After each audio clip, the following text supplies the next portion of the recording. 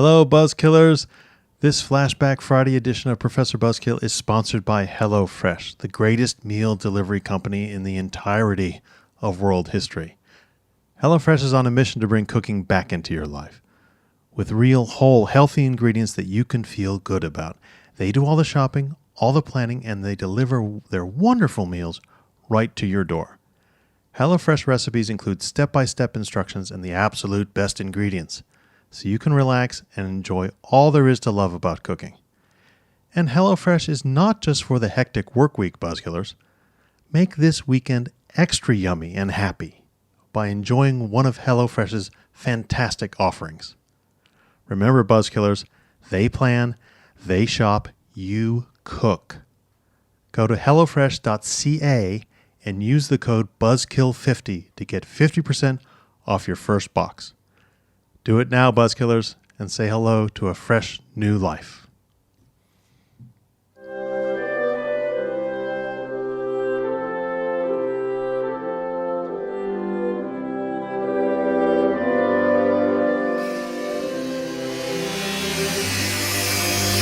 Ladies and gentlemen, the sound you hear is a buzzsaw ripping through a painting of George Washington chopping down cherry trees.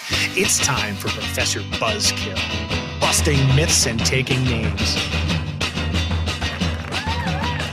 Hello, Buzzkillers. It's the old professor here. We're having a slight departure in sort of theme for this week. And it's all because our episode on the atomic bomb has had tremendous response. You remember it from last week. Professor Philip Nash was here to bust myths about the building of the bomb, the planning of the bomb, the deployment of the bomb. Well, Buzzkillers from all around the world have been emailing us, they've been Facebooking, they've been tweeting like crazy for the past week. We've heard from veterans, veterans' families, scientists, other historians, and on and on and on. They've enlightened us with their stories and pointed us towards great other topics about the bomb and World War II in general. Researchers at the Buzzkill Institute, they've been beavering away, following up on these leads that you've sent. Thank you very, very much. And that's what I want to talk about today. We're not going to bust many myths, although there are a few of those we'll get to on the way. Rather, I'm going to tell you a straight history story. But it's one that also, I think, shows the value of diligence in historical research and the importance of righting wrongs from the past. Of the many, many messages you've sent, one topic kept coming up, and that was the USS Indianapolis. Now, many of you probably remember the story was told by Quint, the salty shark hunter, in the 1975 movie Jaws. It's one of the most famous monologues in Hollywood history, and some Jaws fanatics, not me, but some of them, can recite it word for word. You remember what had happened. While drinking on the shark boat at night, Quint opens up to his shipmates, tells them of his brutal World War II experiences. He'd been on the Indianapolis, which was sunk after delivering atomic bomb parts to the island of Tinian, which we talked about last week, the island. According to Quint's story, the Indianapolis sailors were attacked and killed by sharks while they were waiting in the water to be rescued. It's a horrific tale and a tremendous dramatic performance by Robert Shaw as Quint. I asked Institute researchers to look into the history of the Indianapolis because movies usually mangle history.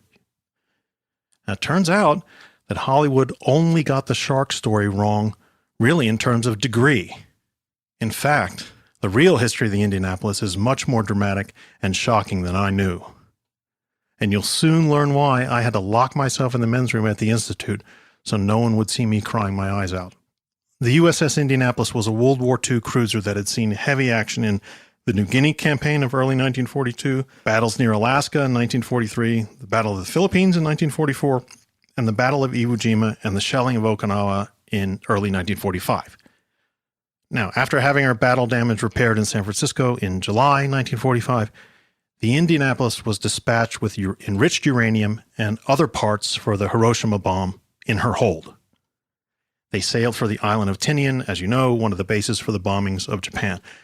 The Indianapolis was not, quote, delivering the bomb, as Quint says in his story, only parts for it. The bomb was actually assembled on Tinian, and again, that's another amazing story that we'd like to tell you about later on. Mission completed. They left Tinian on the 27th of July, 1945.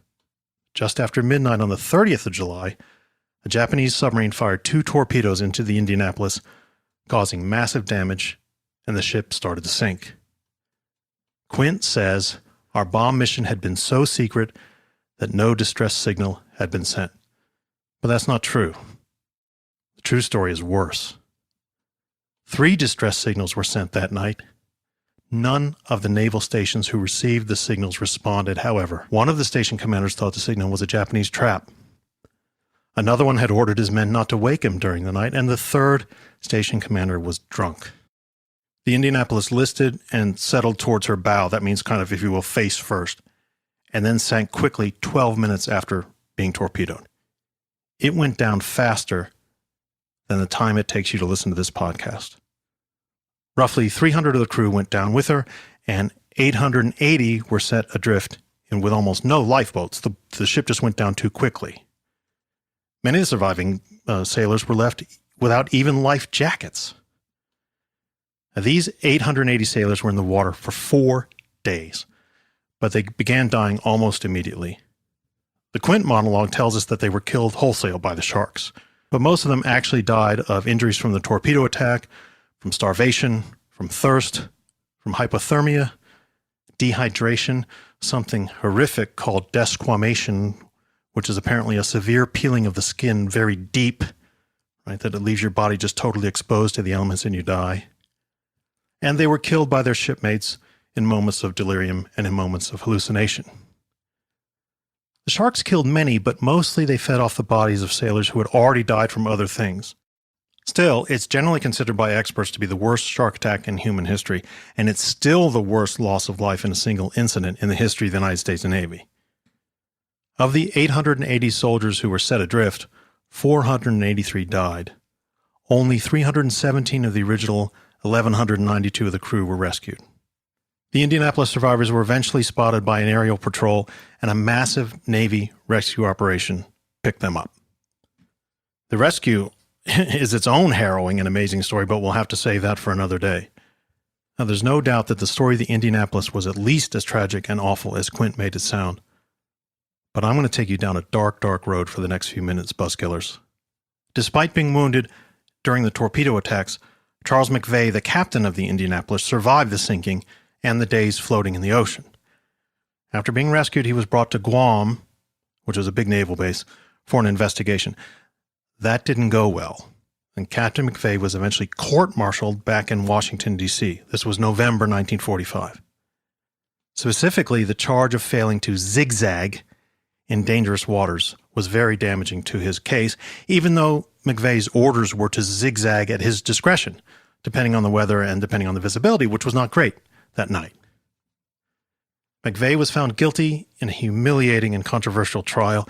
It was the only time a captain had been court-martialed for the loss of his ship due to enemy action in wartime, despite the bulk of evidence, frankly, that showed he was innocent. The head of the Navy, Admiral Chester Nimitz, remitted McVeigh's conviction in early 1946 and restored him to active duty, but technically the verdict of the court-martial stood. McVeigh served in the Navy until 1949 and reached the rank of Rear Admiral before he retired.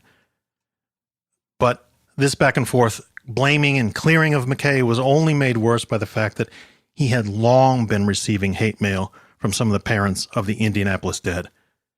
"Merry Christmas," read one card. "Our family's holiday would be a lot merrier if you hadn't killed my son." Imagine that. McVeigh never got over feelings of guilt for the tragedy. He spent his retirement being tormented by memories of the Indianapolis, and he fell into a deep depression. Captain McVeigh shot himself with his Navy-issued revolver in 1968, clutching a toy sailor that his father, a Navy admiral during World War I, had given him decades before. McVeigh's family, other Navy historians, and surviving Indianapolis sailors tried throughout the 70s and the 80s to have his name completely cleared by the Navy, but no one seemed to want to listen to a complicated story.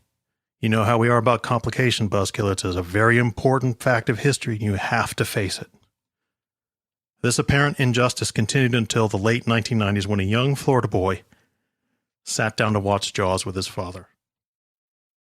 Hunter Scott was so intrigued by Quint's retelling of the Indianapolis story that, encouraged by his parents, he looked into the history of the sinking and entered a project on the topic in his school's History Day competition back in 1997.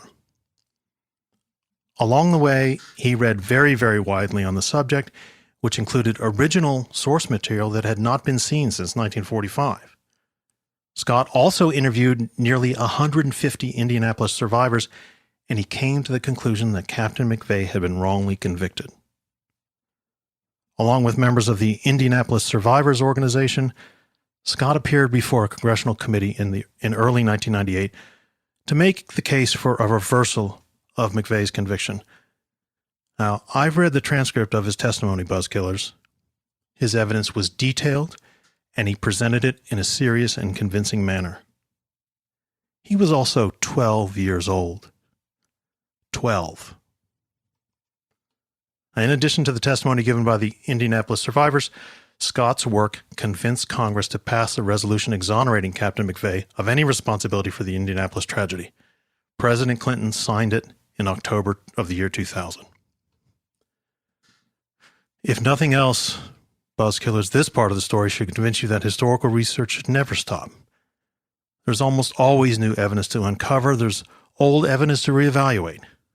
But there's one final thing about this whole Indianapolis story that really, really floored me. Lieutenant Hunter Scott is now an aviator in the United States Navy. Now, not that I'm stalking him for an appearance on the show or anything, but I did an internet search. Among a few other things, I found his LinkedIn page.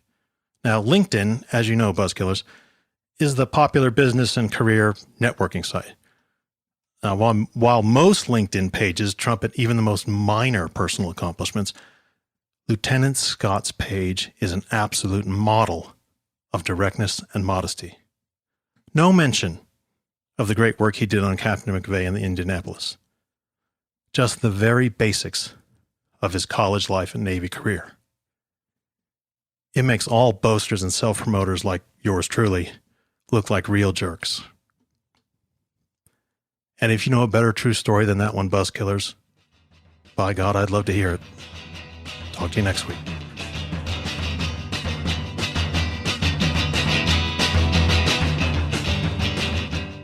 Hello, this is Antonia Buzzkill. Please support my daddy by going to ProfessorBuzzkill.com and clicking on the Patreon button. While you're there, subscribe to his email list and shop the Buzzkill bookshelf. Follow him on Facebook, on Twitter at BuzzkillProf, and on Instagram at Professor Buzzkill.